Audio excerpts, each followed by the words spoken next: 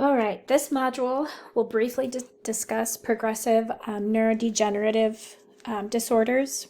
And um, as you did learn through your readings, these PNDs can include ALS, amyotrophic lateral sclerosis. It can include Lewy bodies and Lewy body dementia. It can include Parkinson's disease, scotomas. So it's important for you all to understand the difference between what these progressive neurodegenerative disorders are, because that will help you understand what the functional implications are on occupational performance.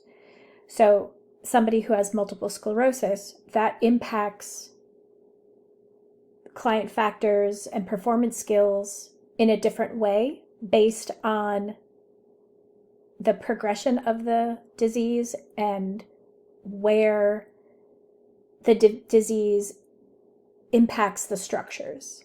ALS is going to look different because of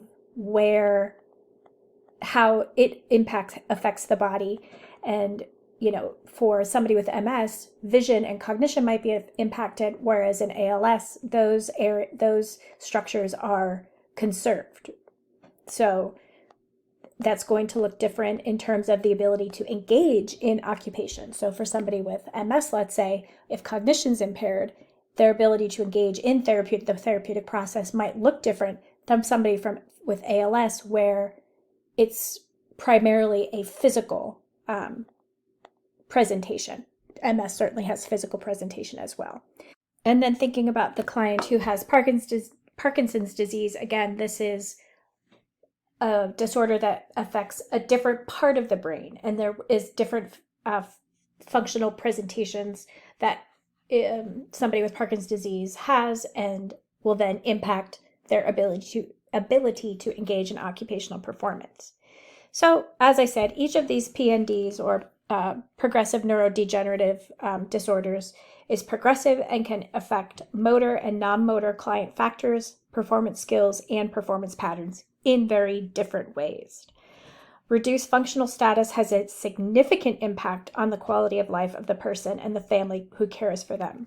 And the extent of this effect depends on the stage and severity of the disease, where in the lifespan the client is, because some of these disorders can affect very young people, and sometimes you might see them in the more advanced stages of the lifespan.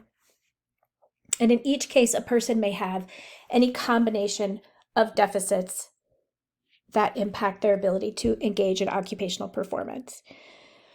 So the effects on occupation is exhaustive, so I'm not going to go through each one, but just I want you to go through and really consider how each different disorder impacts the ability to engage in occupation.